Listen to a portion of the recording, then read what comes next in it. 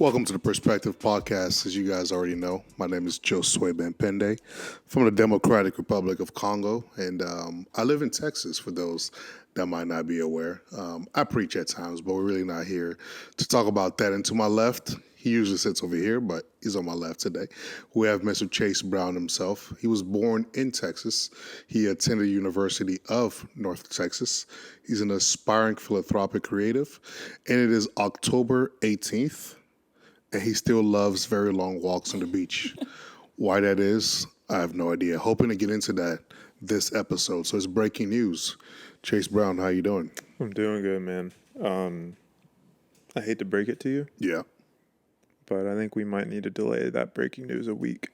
Okay. Because you're going to be... Because I'll be in LA this week. So I might figure out what's up with that while I'm out there. I feel like you're always in LA. But I could be wrong. No, this is only the third time I've been out there this month. Or this month? You're an addict. Gosh dang it. This you're year. An addict at this point. I mean, I go to Atlanta more than I do LA. Huh. So, but no. To finish it up, it's been good. Yeah. How have you been, bro? I'm good. It's getting a little bit more chilly. I think somebody said that. They were asking me what's going on with Texas. Finally, hoodie weather. Hoodie weather. Yeah. I got to buy more hoodies. All my hoodies are black, so... but I'm black too. So anyways, as you guys already know, did you want to add something on top of that? I was just going to say you've been a little bit of a bookworm recently. So That's true. With your reading. A lot of reading. I'm studious now. That's the word they use to describe me these days. Studious. That's the right word, right? That's decent, yeah. Decent, yeah. English isn't my first language. You guys already know that. So I'm still doing my best to catch up. But anyways, enough about me. As you guys already know, whenever we have these podcasts, we try to bring you guys a special guest. And to our special guest for today, we really had to reach far and wide. Is that how the expression goes? Yeah. Yeah. We really had to reach far and wide. Imagine a field, right? A cornfield. And you guys heard the expression needle in the haystack? Yeah. There was a needle in the cornfield, and so we had to try to find this needle in the cornfield. Yeah. And so our guest for today is is new to Texas. She's been here less than a year, I believe. A little over two. A little over two, same thing. She loves corn. She loves Nestle. Why? I have no idea. She loves Nestle. She loves the kids, and you guys will understand why I said that. You love kids, right? Yeah. She wants to have 13 kids herself, but we'll get into that later. Getting on Mama Ben Pendis? Right. Yeah, my mom got a whole bunch of kids. Be fruitful and multiply. Amen. Anyways, what we got to say one more good thing about you. Let's see. Maybe she's a really good friend and forgives, whenever you mess up. Yeah, she's the best. I think one of my favorite videos from... Anyways, let's get started. We have Alaina Porth.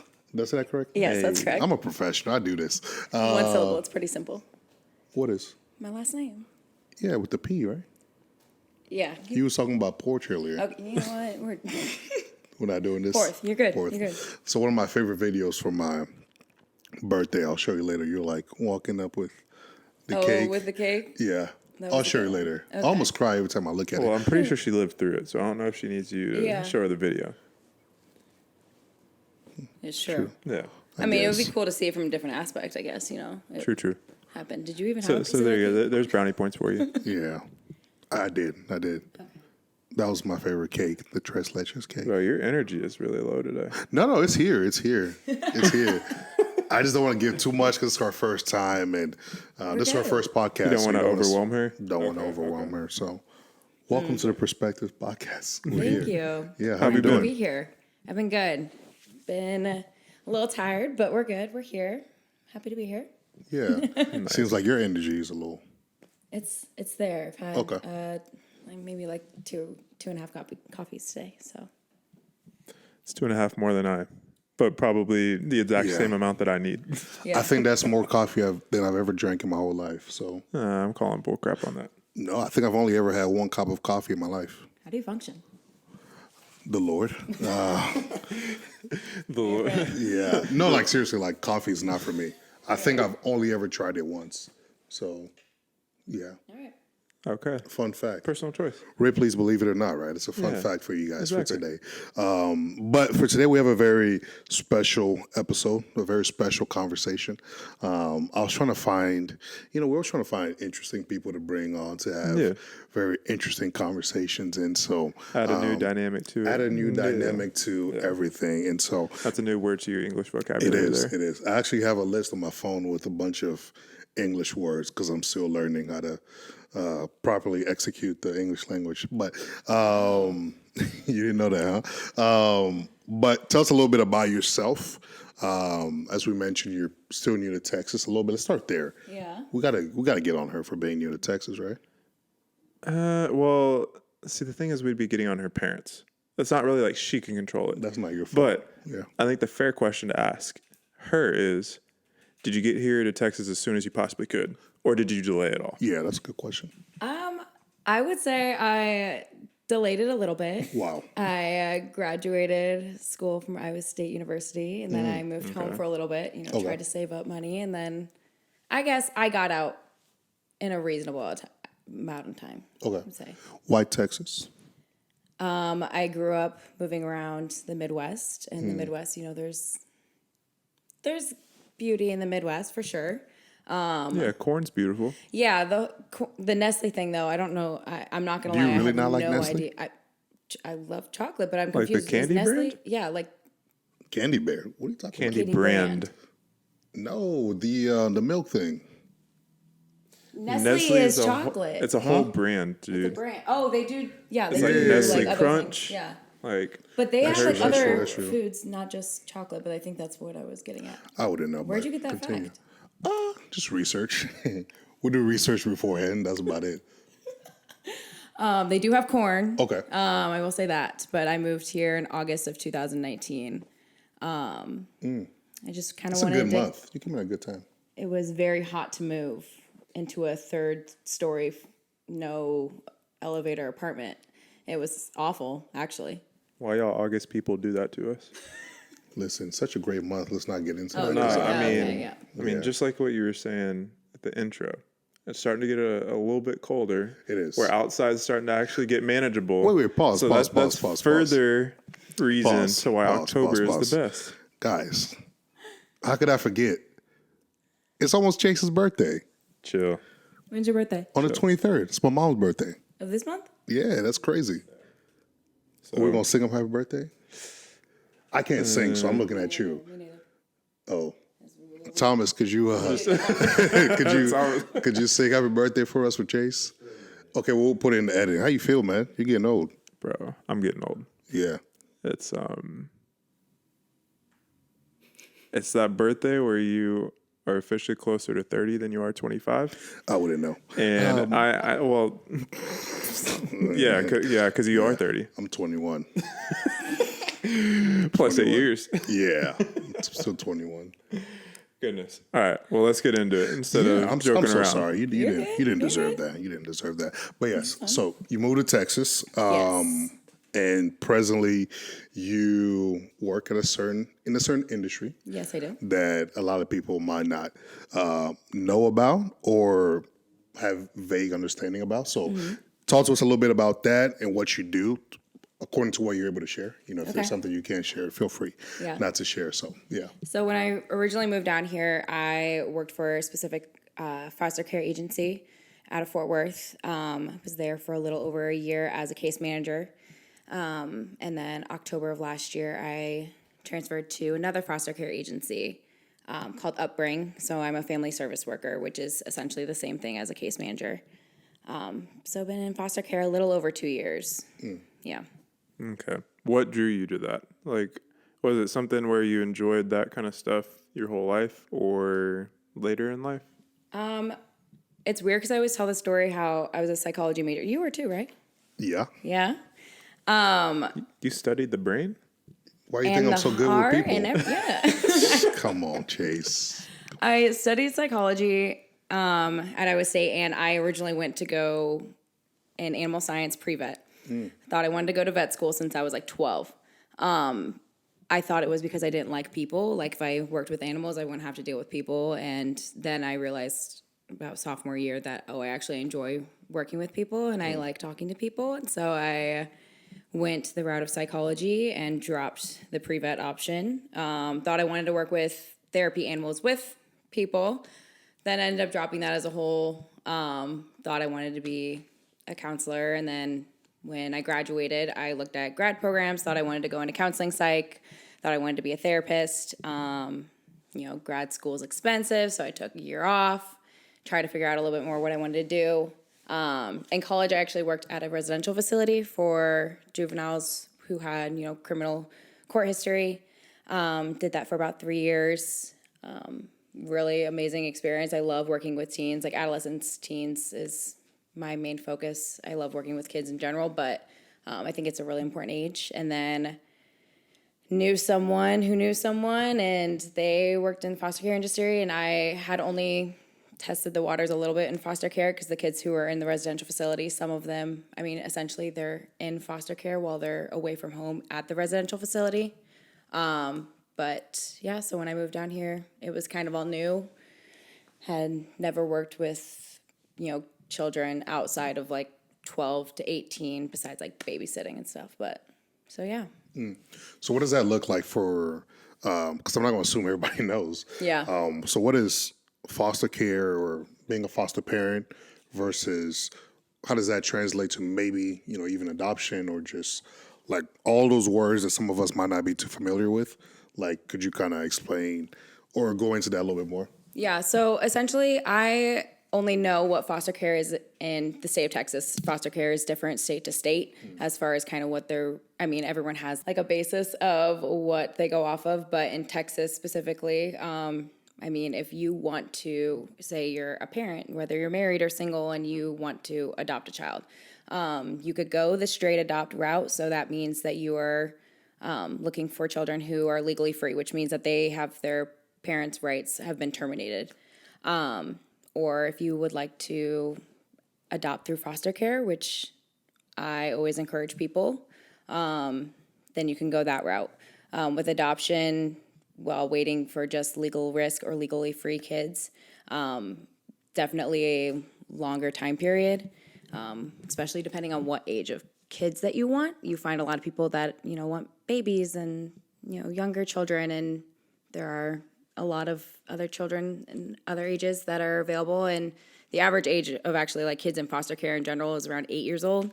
But if you adopt through foster care, I am a little biased. I think that if you are planning to adopting through foster care is an incredible experience. But it's up to everyone's preference, and getting licensed as a foster parent is a whole thing. And I don't know if you want to get into that, but I could. Yeah, like what would you say? Like, what are some of the benefits of adopting through foster care versus going another route? As far as like kind of what the benefits that children receive, the insurance and the resources. When a child comes into foster care, they have a ton of eyes on them, which can be looked at as good or bad. But they essentially have all of their needs met and more if they're in foster care. As far as the adoption process, adopting through foster care is essentially free. You don't have to hire your own attorney. You don't have to pay like those court fees and lawyer fees and that kind of stuff versus what you would if you did straight adopt. And again, that's everyone's preference too. I know multiple people who have done straight adopt and had great experience with it. It just all kind of depends on what you're called to do. Yeah. I think it's been something that's super interesting whenever I've thought about like, not like me and my family adopting, but just like the topic in general. And then just how to deal with the situations that come up with just kids and not having parents, because it's something that is so just complex, because you're not just dealing with like a raw amount of like numbers but even just those numbers are staggering. But then from there you're dealing with like how do you say it? Psychological? Psychology, bro. Oh, The psychological aspect of it, of like what the trauma the child has gone through. Yeah, that's Exactly. a huge, like that's the main part. Yeah. And then making sure that the dynamic of the family is also something that is in the right place that's conducive for the kid. Yeah, that's very true. And I think that there's been like, I don't know, there's been like certain things in society where it's just like, I'm not going to get into it too much, where we welcome other, where we welcome certain things and make certain things acceptable because we think it's going to solve this other area in society. And so from there, for example, with divorce, we're just kind of like, oh, well, if we're okay with divorce, then from there, like maybe, those that are actually in marriage are actually going to be a little bit happier and stuff like that, rather than having all of this domestic abuse and whatnot.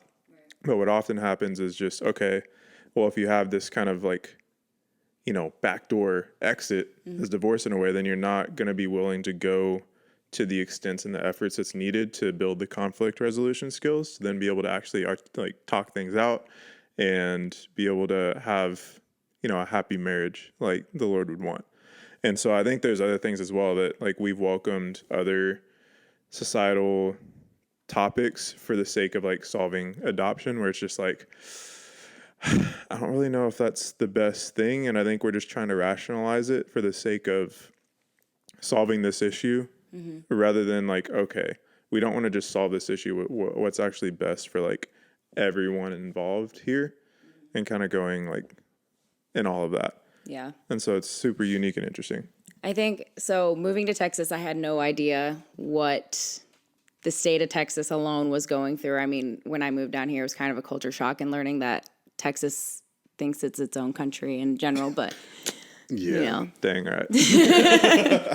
But actually later finding out that Texas is going through a over decade-long lawsuit with the state because of we're in a capacity crisis, and foster care in Texas has been on people's radars for a very long time and trying to get it right for over 10 years. And so it's made this whole experience definitely hard. I don't know anything outside of it, but, and then throw a pandemic in that too.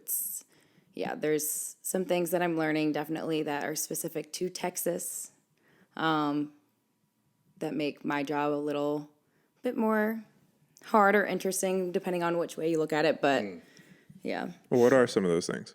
Like, what are some of those things? Well, you can be balanced in this. So you can say, what are some of those things that are like a struggle? That are just like, why the heck aren't we going to fix this? Right. And then from there, like, share some things that maybe like are good components of what's going on. So with like the whole capacity crisis, people are like, oh, we need foster parents. We need more licensed homes. We need more places to be able to put children. I mean, especially over the last, year, and specifically this year alone, you hear about children who are in state's care, spending nights in hotels with CPS workers or having to sleep in offices and stuff like that. And it is hard to find, not only people who have the hearts to be able to want to foster, who want to go through the process of becoming a foster parent, and which that alone is insane, but also being able to, you don't just want to put kids in homes. You're like, yeah, they have a roof over their head, but are they having their needs and wants met? Are they, actually living, not just merely surviving? And you don't, with the whole lawsuit, there's kids dying, there's kids not having their medical needs, their mental health needs met. So you have to have the right heart for it, but you have to put in the work too. There are people, unfortunately, that did not do their jobs correctly and did not think about children. So definitely what's been hard is for the last year and a half, I don't even know how long we've been on it, but agencies, group homes as a whole, everyone's been under what's called heightened monitoring. So we have been under watchful eye of the state, constantly doing extra check-ins, extra documentation, extra trainings to make sure that everyone is staying in compliance and that we are doing our jobs to make sure that these kids are being, loved and nurtured and safe. So it is hard because I work in a field that one or two or a couple people mess up their jobs. It makes it hard for a lot of other people, for those who actually want to do their jobs and do it right. I like to think that I'm a little bit more on the optimistic side. I'm not a DFPS investigator. I'm not the one actually responding to the neglect and abuse hotline and going into the homes or wherever the hotline call was made or a police report, and I'm not the one actually removing the kids from whose ever care, but I am the one obviously helping out the aftermath part of, we meet up with the kids, whether it's at 1 a.m. or, we get a call and we are able to place a child, which is great, but we have to be there to be able to comfort foster parents. And, it might be their first time and they're not aware of what could happen. We may know the age, race, gender, some background of a child. We might not know anything really, but we at least know like the basics, and then waiting on a foster parent for their yes. And and foster parents' jobs as a whole is they're the ones dealing kind of with all the aftermath, all the questions, if a child's verbal, and the trauma and the, aftermath of the removal. So yes, I'm not the one actually physically removing the kids from wherever their bad situation may be, but helping them get to a better place is almost just as hard. So about 2 years ago, we went to China. Well, I was there, he was there. We just happened to be at the same place. But I remember on that plane ride, it was dark, and I decided to watch a movie because, it was like a 15-hour flight or something like that, maybe. Something like that, yeah. I decided to watch a movie, and so I'm like, okay. I remember seeing the trailer for this movie, so let me watch it. So I put on Instant Family. And Thought you were about to say We Bought a Zoo. No, I have no idea why, but that movie's just in the back of my mind and has no relevance. I put on Instant Family. That's a good one. As I'm watching this, for those of you guys I might not know, I'm a thug. Anyways, so I was watching Instant Family on the plane. It's dark, and It was dark because he was crying, and I'm getting there. Yeah. And there was a scene where the mom kind of comes back in the picture, and the sister, who was the oldest out of the three kids, she really had her hopes up because she was like, oh, our family's about to come back. And then all of a sudden her mom, just said she couldn't come back. Right. And the ladies came to make that announcement, and she just broke down, started running away. And for some reason, I don't know why, I started crying. You know what I'm saying? And so there were these two ladies next to me. They're looking at me like, what's going on? And so I put on my hoodie because my hood up. Want anyone to I see didn't you want anyone cry. to see me cry. Wow. I bring that story up one because I don't even know how I brought it up. But anyway, so That's a good movie, though. It was a great movie. Yeah. So for those of you that might not know, I have a really big heart for adoption and things like that. Why? I have no idea. It's just something I've always wanted to do since I was younger. Yeah. And so, so this whole thing with foster care and all of that speaks a lot to me. But with that, can you speak a little bit? Okay, so this is why I brought that movie reference. There's some It's differences clicking. It's all between clicking. not to there's just some let differences people between know. the movie and what is in real life for sure. It's a little bit different. So but it's not just to let people know that you're not the stone cold thug that you put off, but you're actually like sure, sentimental. for sure. I'm a sentimental guy. I cry Josue cries. once every 3 years. But the reason I brought that movie up, because I'm thinking about the girl running away because, the situation with her mom. But I'm also thinking about the kids that you deal with, not in a movie, but in real life. Like, what is their mental, headspace in that moment, dealing with so much trauma and, I couldn't even imagine, processing all of that. It's crazy because, no matter how old the child is, I mean, like I said earlier, a lot of people want, babies or newborns and young kids, and that's great, too. But there's also a big need for teens, and I think there's, a teen and then kind of a middle-aged boy and then a younger girl. She's, 5 or so in the sibling group in that movie. But no matter what the age is, a child in foster care has some bit of trauma. Whether they're a newborn literally taken from the hospital and placed in foster care, they have some bit of trauma in them. And yeah, I mean, I can't relate with the children in the movie and who I work with. I grew up a very privileged life and very fortunate too. And so it is hard to connect in that aspect. I can only learn so much within schooling and with work and stuff, but what they go through, whether it's, they can be removed for multiple reasons. It can be, domestic violence, drug use, financial stabilities, unlivable housing conditions. So a child can come in with a lot. And in that situation too, the mom was, possibly wanting to get back in the child's life. And that's always our goal when a child comes into foster care is reunification. The court and judge and the state gives the opportunity for the biological parents or whoever it is. It might be parents, it might be grandparents, maybe aunt and uncle, whoever it is that they are going to reunify with, give them the chance to be able to work those services, get their lives back together, to be able to get their kids back home. And I think that's something that people sometimes forget is that the main goal is to reunify, give the parents the chance to be able to do that. And if it doesn't happen, then, we figure out that there's always going to be a secondary goal for that. But then, mom, what was it? She didn't show up at court and stuff like that and kind of let down. So it's a lot of, at least what I've experienced too, and with the teenager in that movie is it's feeling let down. It's feeling not loved, not wanted. And from that stems a lot more, it's not just emotional, psychological, it's physical. It can affect trauma affects every single part of your body, which is crazy. And yeah, it's wild.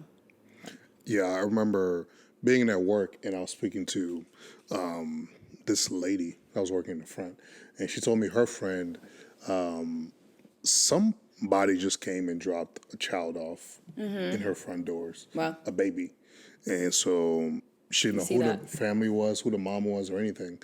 She raised the kid for 11 years, and then after that, the mom just came back out of nowhere. Yeah. And like you said, because I didn't know the goal was, like you said, unification back with the family. And so I was like, how is that fair? Right. To raise someone for such a long time and then the mom just pops back up. Right. Are you saying fair to the parent who took them in, or fair to the kid, or all? Everybody. Okay. Yeah. Because I'm like, if I'm raising you for 11 years, I'm like, you my kid at that point. Right. And then the mom comes back. I understand you her kid as well, but it's like, Where were you at? Kind of thing. yeah. I'm mean- like, that's a lot. I don't know. Yeah, because there's something I was thinking about, which it may be, it may be over dramatic that I'm thinking about it, but something that I would think about, and that's chill.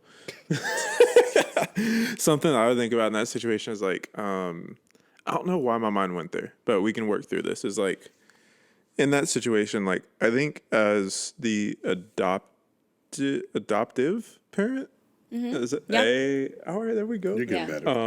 Adoptive parent, it's in that, yes, I have the connection with the kid and all of that, but at the end of the day, I think the priority of where your desires should be is making sure that the desires for the kid is above the priority of you to feel like you have that you're receiving love from the kid. Right. Or something like that, where it's just okay, whatever's best for the kid, even if that means I can't, have parental rights to the kid anymore because the biological mom is in the right place, and it's okay, that does suck for me, but at the same time, all right, I got 11 years. Yeah. But you also got to remember, something that I always tell my foster parents is that, you are in their life, the foster parents talking to them, you are in the child's life to meet their needs. The child isn't in your life to meet your needs. Yeah. So when you change your mentality, you think about that. It might be mutually beneficial, but the intent is specifically for the benefit of the kid.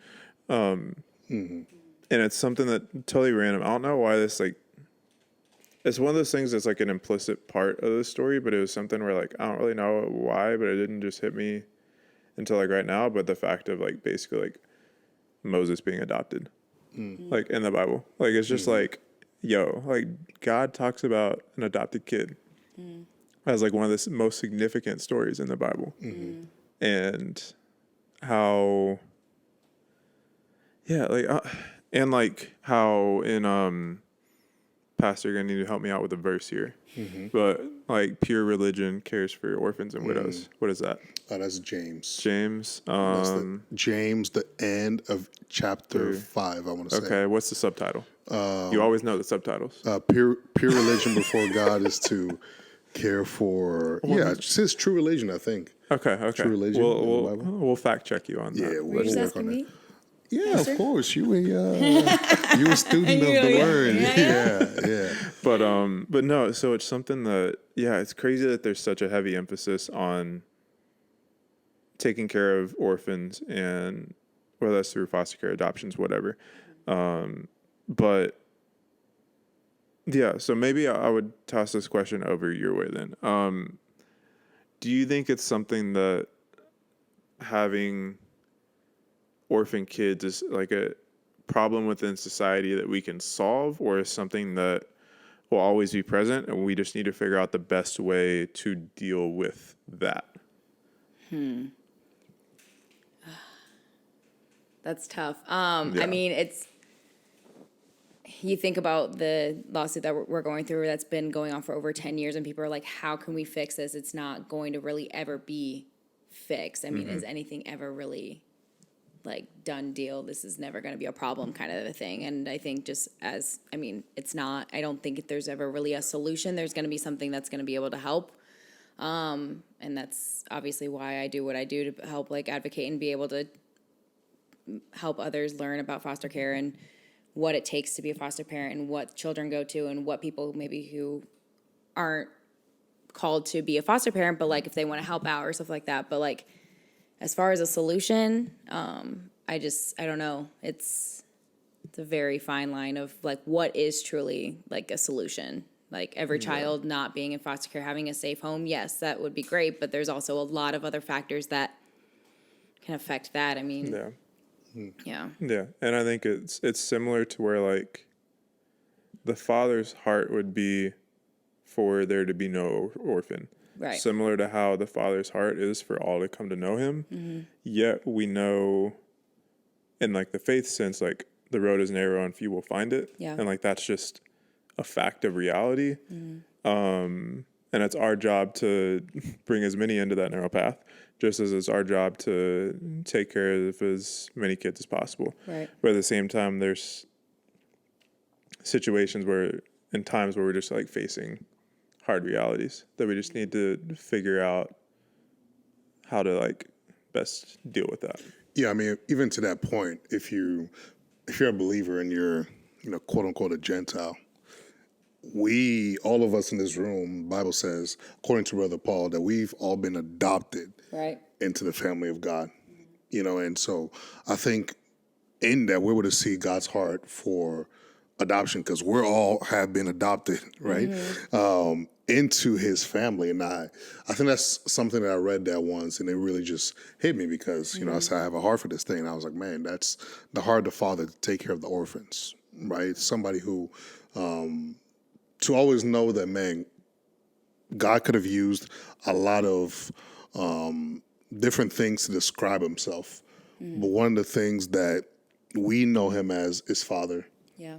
And that applies to each and every single one of us. And so I remember, I read that verse, and I'm in my room, I'm crying, I'm praying, having a good old time. Yeah, it's like I've only cried like 10 times in my life. So that was one of the moments I'm crying and stuff like that. I really felt like the Lord was like, in the true sense, nobody adopts somebody that they don't love. Right, in a true sense, because there's some people that have various motives.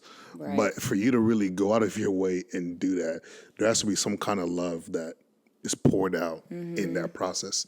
And I remember hearing that, and I just sat back and I was like, man, for him to bring us into this place of adoption, it was like, that's how much, it was such an expression of his love.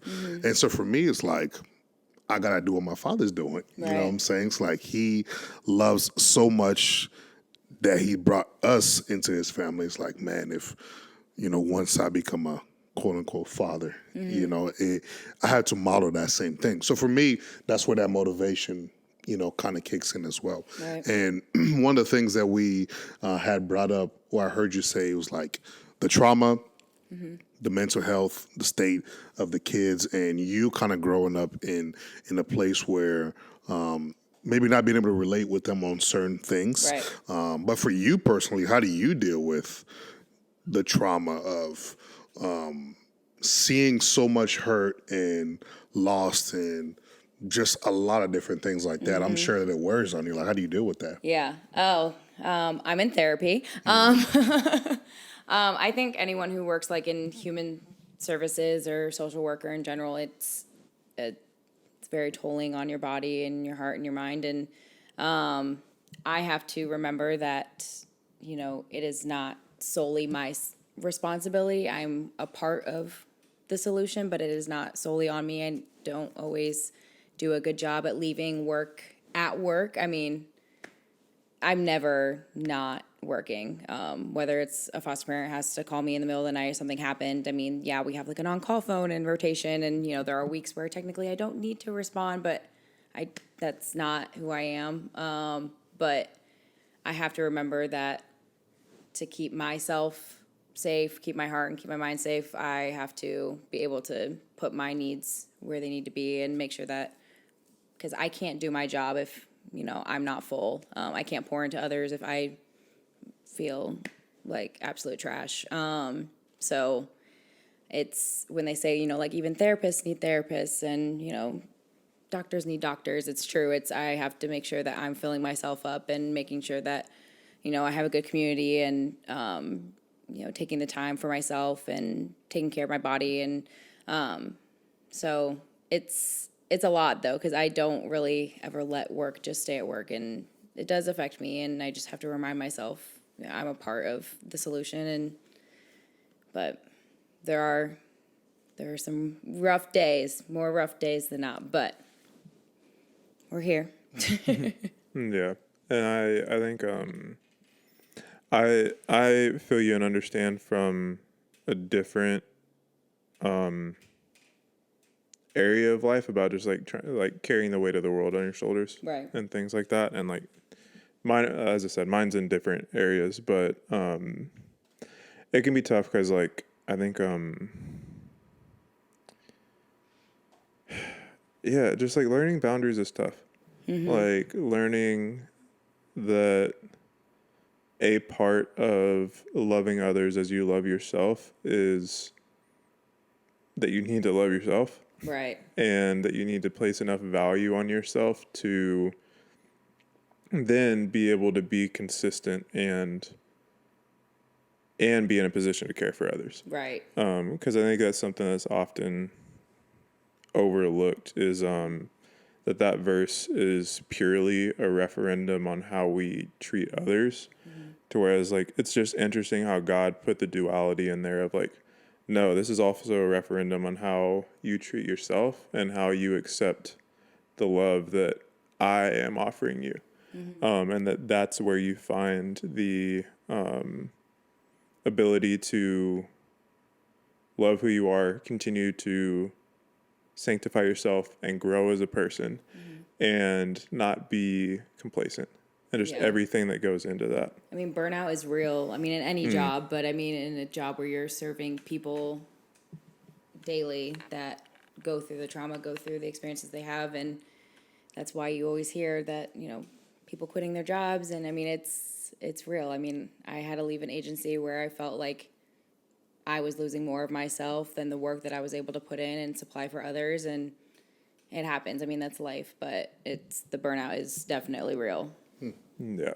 So then going along with that, like boundaries and balance and everything like that. I don't think we've talked about this on the podcast yet. I think I might have brought up this idea in our conversation with Foggy, but we can see. So one of the thoughts that I have is like how to, oh my gosh, goodness. I'm curious to see what you're going to say. It's along the lines of like mental health and traumas and everything like that. And so the question, then I'll give context. The question is kind of like, is there something where like we focus too much on mental health to where it's actually like degrading to our mental health, to where we're focusing on it so much that it's just like this becomes something that we're so obsessed with, and then we get into this like negative feedback loop, Like glamorizing it, kind exactly. of. Yeah.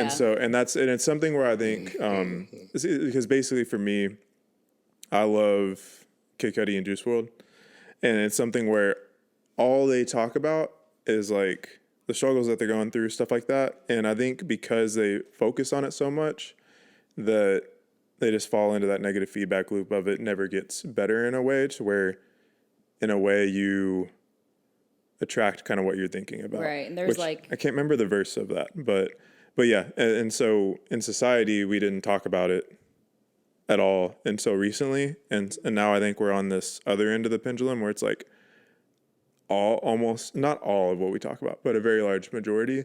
And so something I'm trying to figure out is like, is there a balance in there? Is there a part where you can like glamorize it and talk too much about it? Like, I don't know. I mean, I don't think that there's ever like, it's not a bad thing for like too much information, too much knowledge, like learning. Like, I feel like we're constantly going to be learning as society evolves. And I don't really think I mean, yes, there needs to be a balance. I mean, you see with social media, it's people are like, oh, like they look like they're having a perfect life. I love that it's becoming more normalized to be able to show not just your highlight reels and being able to show like, this isn't just my life. I have hard days too.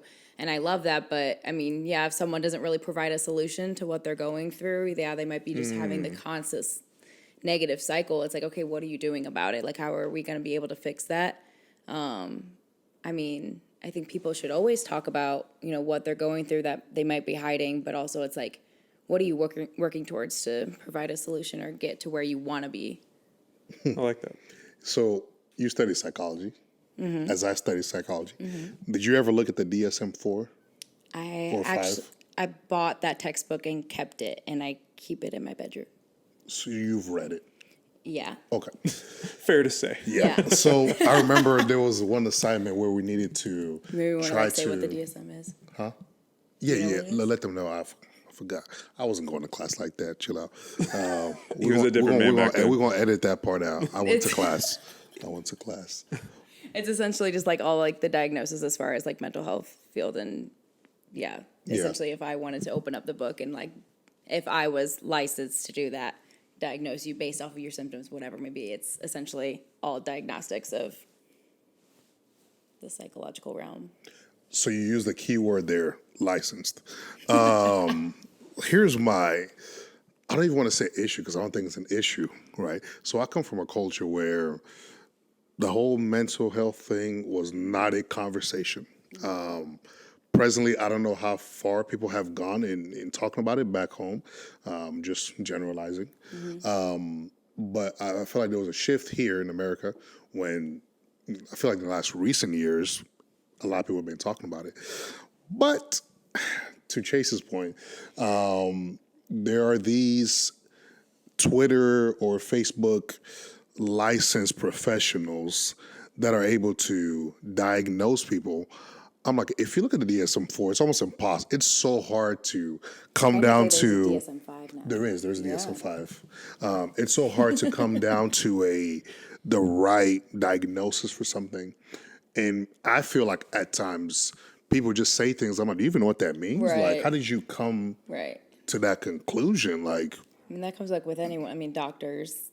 I mean, physical therapists, coaches. Like, if you're not actually knowledgeable in it, are you actually putting out information that's going to be beneficial to people? Is it actually going to provide something, or are you just kind of adding fuel to the fire? Because I was talking to my friend. She's getting her PhD right now. In this field. And she was like, one of her struggles is sometimes people just throw words around. She's like, do you even know what that means?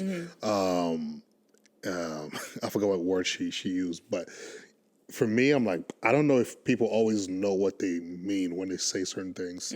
Because I remember one day, for some reason, my eye was feeling kind of weird. And so I went to the mirror and I looked, and there was like this black, it looked like a seed, it was small, on my eyelid. And I was trying to get it out, and it wouldn't come out. And so I went to the infamous WebMD, and it told me I had like cancer or something, and I was going to die. And so I feel in a similar way, people kind of come to these conclusions at times, just speaking generally. And I'm like, do you even know what that means? Right. Or you just read that somewhere and you assume that's what you have? That can be so dangerous. That's what I'm saying. Yeah, like if you're not seeing a licensed professional in this field, and you're just, I got this because of this. I'm like, no, it could be something else. Yeah. And I see a lot of danger there because then you just start walking around, this is what I am, but it's like, nah, it might not be that. I don't know. That's just my thing where I'm like, some people anyways I've seen where they just assume they have this thing and it might not even be that. Right. And you're not licensed to just assume stuff Yeah. like that. I think that's why it's important too, especially with social media, when people are sharing their experience with their mental health, like sharing that this is what I went through, this is my opinion of what I went through. I'm not like I think with anything, I think you need to make it very clear that I'm not trying to tell you what you should do, but you might relate, and here's what I went through. So at least it creates dialogue and people are talking about it, you know? Yeah. So getting back to the kids. So the kids. The kids. So Maybe another time. Yeah, we love the kids. So I'm just reading the script here that I get paid to read. Yeah. As of course. Josue always says. I do say that. Yeah. So Josue, I might be stealing your question. If I am, don't hit me upside the head. So, direct quote. How do you avoid not wanting to adopt all those cute kids that you come across? Like, how do you have the course. self-control? That is a great question. I wonder who wrote that. Yeah. I mean, I just have to remember that what my like position is and what my role is in this child's life. I mean, I can't save every child there is. There are thousands and thousands of children alone in Texas that are in foster care. It's like I have to think about what do they need and can I meet those needs? No, realistically, I'm young and I'm single and I'm not financially stable and I'm not, don't even have my life together, let alone it's why I'm not, married and have kids right now. So it's just one of those, I will figure out what my role is, and that's my job as a family service worker, and I can help pave the way for, foster parents or whoever wants to be their forever home or be that person for them, but I just have to remember what my role is in their life and knowing that, it's the same way. I don't like to compare children with dogs. I don't know why I just thought of that. Wow. Sorry, but like. Wow. We started off so well. I know. Now it's just going another direction. Like, are you going to go to like the shelter and like go pick up like 1,000 dogs? No. Same way. I mean, children are thousands and thousands and thousands of dollars. They're a lot of money. They take a lot of care. They are human beings. Can you logistically take care of one? That's something that you have to think about. I don't know. But for me, I just know that I know what I can do to be a part of it. But I can't also just go and like take kids from, people's homes. Yeah, It's that's just, not right. That's right. right. Yeah. So I got a question before a question. This might get you in trouble depending on a question before. You're doing the double question? Yeah, I'm gonna hit you a double question. But the second question has nothing to do with my first question. Okay. This is more just so for information, for clickbait purposes, and all that stuff. Are you one of the people that subscribes to pets or children? Is that something like you subscribe to? I'm sorry, what? Like you see a pet as like a child? And celebrate your dog's birthday and like all that kind of stuff. I was at work and this you know girl bought her what? dog a cake. I said, a what? What? People do that. Anyways, I'm happy that I even get a cake. I'm saying. I think that if someone who chooses to have animals over children, that's still beautiful. It's still you're taking care of something, where your responsibility lies. I mean, obviously, like I said, children are more, you have to take care of them more. But like, you can still celebrate living things if they're animals. As Come on. kids? What? Like To the pets same level as kids? No. Like, oh, my puppy just took its first steps. Oh my gosh. Yeah, you put it on the ground. Have you ever had a puppy? I mean, I've had dogs. Okay, but like, have you ever like had a puppy that like you've helped raise it from a puppy to old? Not that I can remember. Should we getting a puppy? No. Okay, anyway. No pets in this house. Let Yeah, people live their lives, okay? I'm gonna Like, let if people live their someone life. will I'm not- just curious. Yeah. I'm just curious what you thought about that. But I will say to the comment I just said, I love pets. I love dogs. Because I just said no pets in the house. But I get often accused that I don't like dogs. But I like that's dogs too. that's but a I false just narrative. don't like when animals shed. That's my thing. Thank you, bro. You know? That and then drool. I just can't do those things. Yeah. And don't lick me. What are you doing? So y'all won't be getting a pet anytime soon. What It's it not sounds that. like. It's Yeah. just, Like, not until our future wives make us. yeah. Y'all gonna fall in love with that puppy dog though, and you're gonna let it slobber all over your face, I shed can't. all over. You just wait. That's a lot. The same way, like when you have a baby, it's gonna throw up on you. It's Now I'm gonna, giving my babies to my mom so she can take care of them. She'll watch them for a couple years until they can speak, and then I'll get them back. And then Josue To gonna have her Josue's make, future make the wife. league. Hey, listen. I'm sorry. Listen. No, don't be sorry. Be glad. God is good. What you mean you're sorry? What? What do you mean what? Is that a bad idea? Where's your second question? What was my second question? You to figure it That out. was not related to anything we were talking about. No, I was just curious. My second question, which I clearly don't remember, because I even threw myself for a loop. Is it related to with that birthday one. cakes at all? It wasn't. It wasn't. Speaking of birthdays, something that's kind of wild. I experienced actually a couple months ago, one of my kids who is just turned 16, and something that foster mom was not completely aware about was birthdays and like family gatherings and how to kind of adjust to how that child portrays, those types of celebrations of life, because they might have had an awful experience. They might be traumatized from whatever may be any type of exposure to like family or something like that.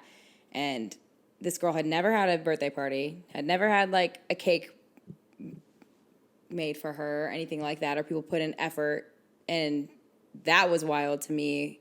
And I was like, you're turning 16, like it's a big deal. And she's like, why? And I was like, it's like a new step in life. And, she doesn't have her permit yet. And so getting her signed up for like driver's ed classes, that kind of stuff. But we had to also dial it down and know that, she's never had this before, so it might freak her out. So sorry, I was just trying to, circle it back around. But that was No, something that's I thought crazy. about. Give you Also- some time to think about your second question. Yeah, no, that's a crazy thought. No, that's crazy. It reminded me for some reason of the at the Maverick City concert. With sponsoring. I got a kiddo. You got a kid. Congrats. Yeah, do you want to see yours? Yeah. Well, no, we can't show him. We can't show him. But No, I want to show you. oh yeah, show I'm me, not show me. gonna- No, Yeah, we sorry, can't show y'all. you guys, but Sorry, it's a cute kid. behind the She's now, scenes. she's yeah, it's now behind mine. the scenes.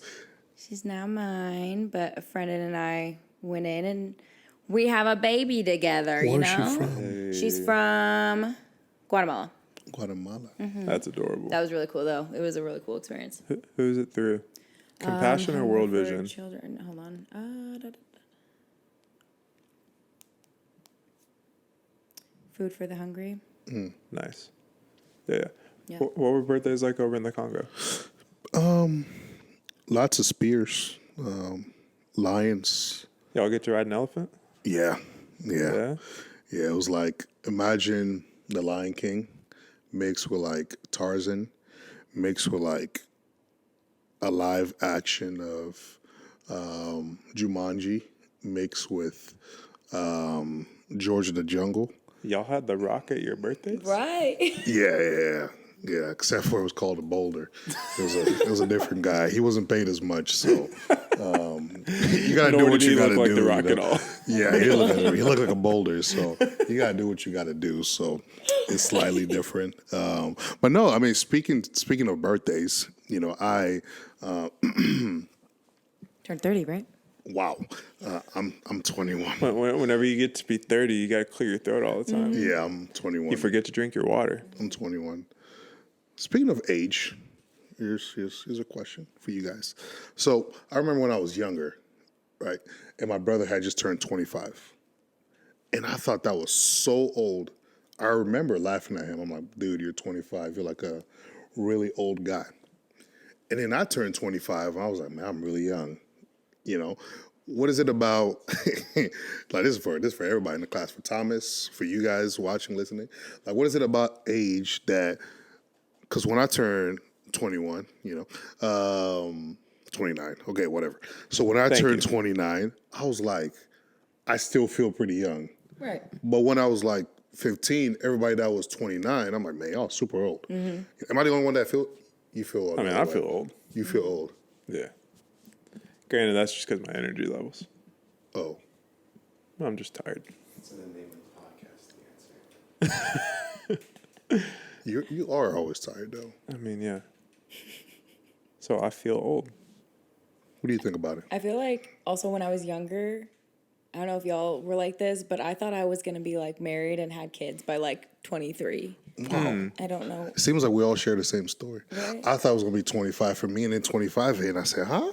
Right. I said, what's going on? Where's she at, though? Yeah, I said, what's Right. going on here? Yeah, And I that's, mean, it's But just crazy. very glad that like Yeah, I I'm chilling, didn't. Yeah, I mean, it's just because our parents got married young. Very true. So then we were just like, oh, we'll just follow in their footsteps. Yeah.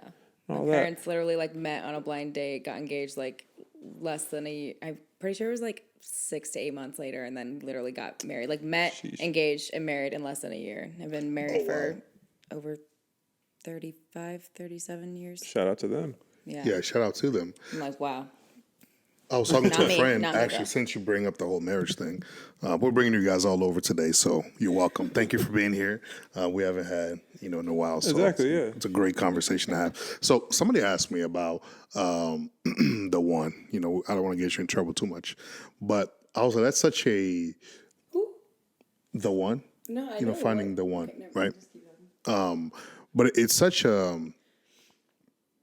say, this newer generation that we fall into. Because I was like 70, 100 years ago, everything was, what they call it, arranged marriages, right? I'm like, there is no finding the one when it's an arranged marriage. I was like, it's only recently that we're kind of like stuck in this place of, did I find the one or whatever? And I can't make, especially for Christians, right? I can't make a move until I find the one. And then you're trying to go look in the Bible, trying to be like, God, what do you say about the one? It's like, those people were doing a bunch of arranged marriages, so it's a completely different aspect and look. And if you're trying to find, I don't want to get myself in trouble, but since we're here, we might as well get her in trouble because, it's a little bit better than getting myself in trouble.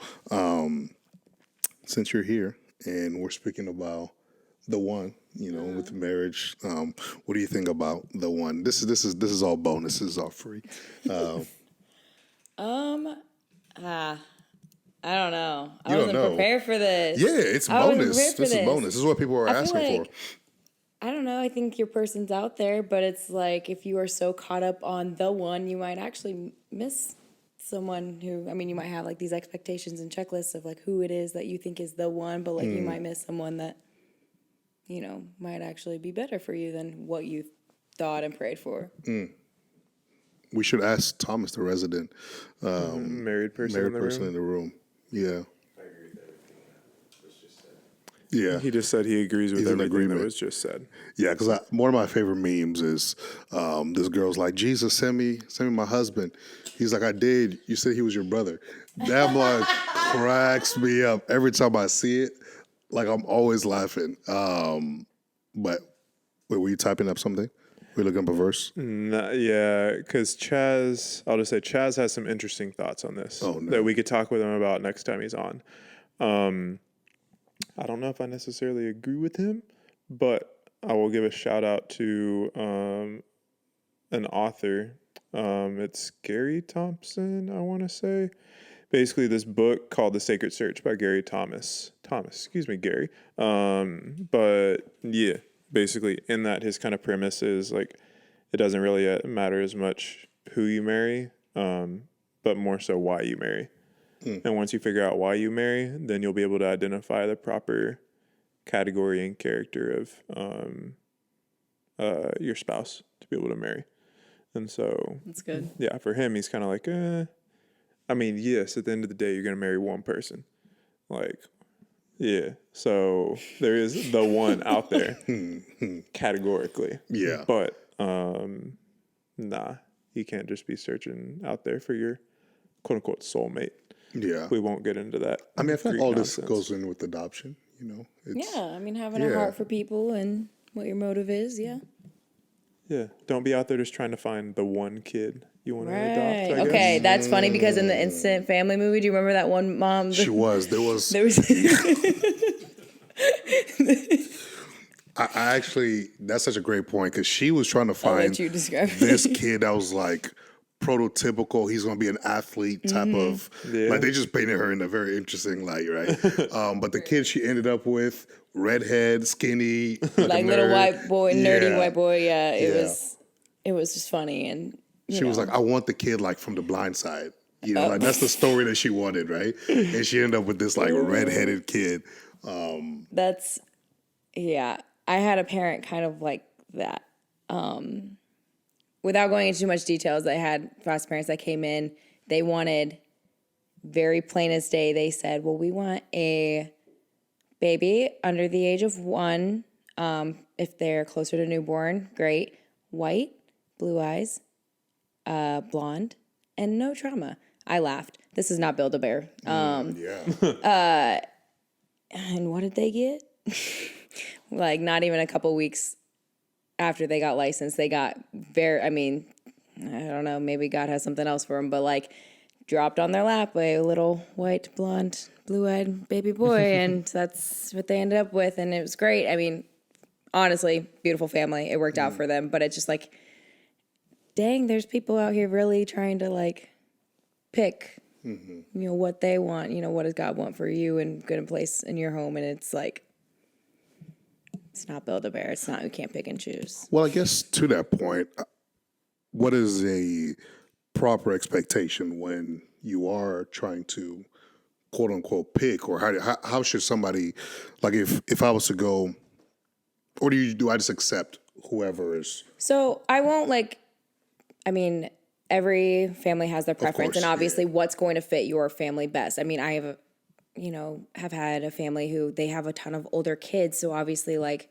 they are looking to, adopt younger kids or vice versa, whatever it may be, whatever's going to fit your family, and that you could also make them feel welcome as well, like make them feel part of their family.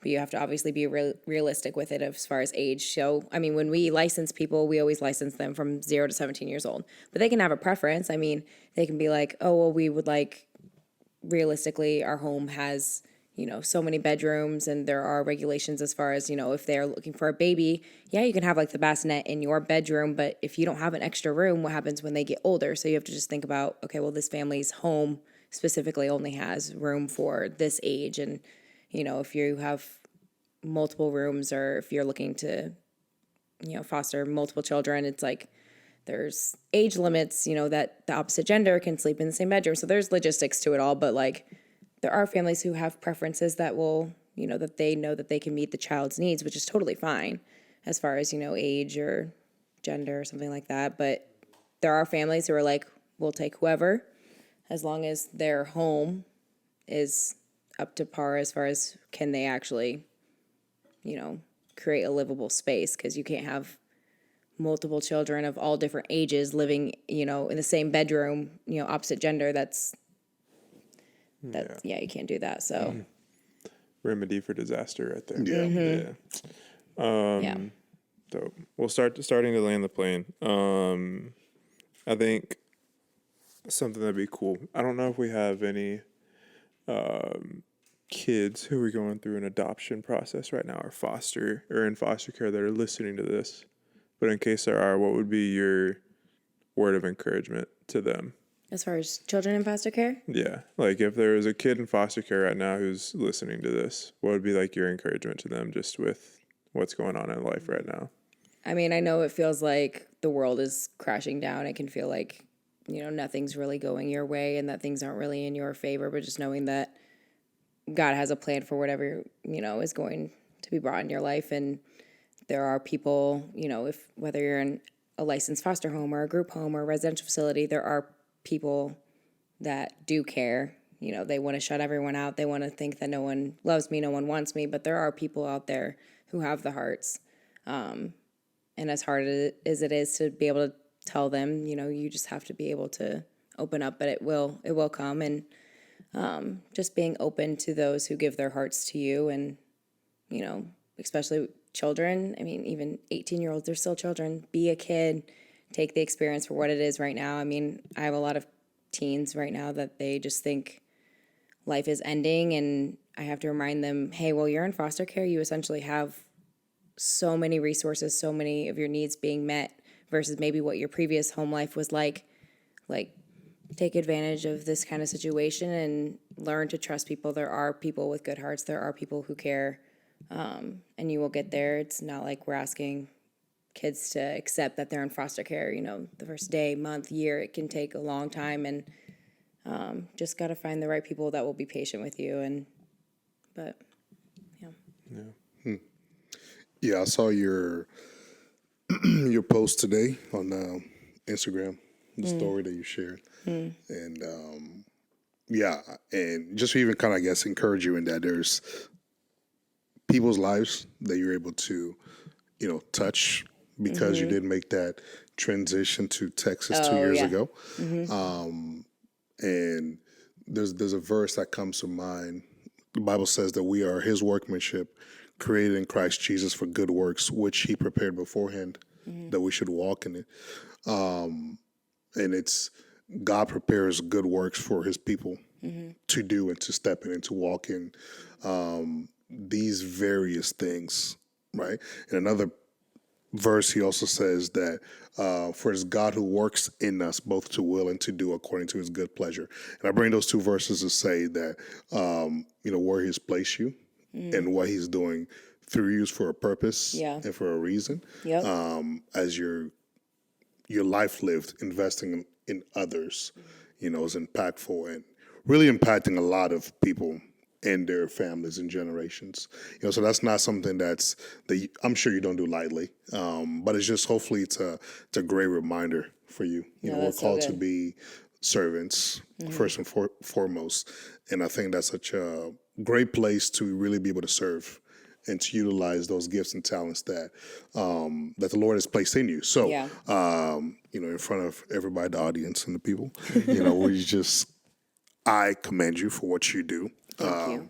Because, like I said, it's something that really, it's on my heart. One of those things that makes me cry. One of the things, there's only like three things, but one of the things that makes me cry. So I was like, man, we really have to have this conversation. Yeah. I thought it would be very, very beneficial. And I'm sure it was. I mean, we laughed. We had a great time. We did the knee slappers and all that. But I just want to encourage you in that. Thank you. I appreciate that. So. No, that's good. Goodness. And you went off on a ton of tangents throughout. I did. It, so. I did. It was a great time. Isn't the landing of a plane kind of... Yeah, he always lands these planes. Yeah. We never take off, but we always land. I don't know. Gotcha. I don't know when the plane goes up. No, the taking off is on the podcast cover art. Oh. The paper airplane. There's a paper airplane in the podcast. Wow. We're 2 years into this and you haven't seen that yet? I love airplanes. All right. Airplanes. I might need to throw a paper airplane at your head right now. Oh, no. Goodness Guys, gracious. it was a joke. We've all seen the perspectives. All right, Crenshaw, chill. Yeah. I'm going to mute your mic. Okay. Any last things you want to share? No, I mean, if there's anyone that is interested in being foster parents or even just doing what they can to help out, definitely reach out to me and let me know. But cool. Yeah, we appreciate you making the time.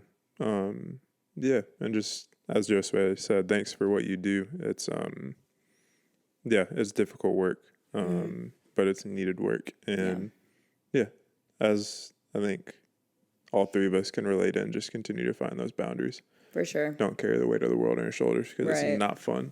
So learned it. Yeah, it'll be good. But yeah, y'all, that'll be a wrap for us today. Thank you all so much for tuning in.